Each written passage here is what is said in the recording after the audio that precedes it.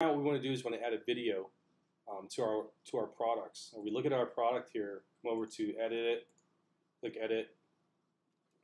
Once we're on edit, unfortunately, it's very limited. It only allows you to upload images.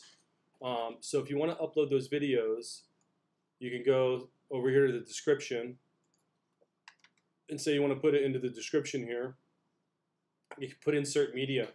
Now, if you select this, it says source. So you're going to have to actually host your files on a server.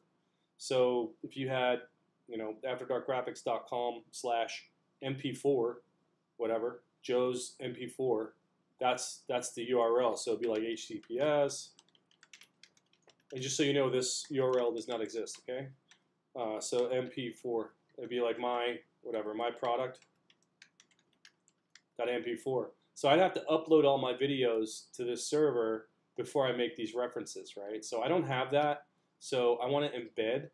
And so I want to embed YouTube videos or Vimeo or whatever. So I just go over to YouTube, and I'm going to go ahead and just grab Facebook, fastest Mac ever, and then you go to share, you go to embed, you grab this copy code here, you go back over to your product, paste the embed code here, hit OK, and then it throws the embed right there. So that's a way for you to get your images on there.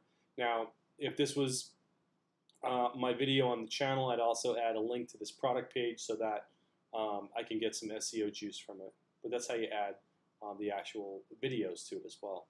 Other than that, once you update them, you're going to want to come through here and add the rest of your images to the products. That's it.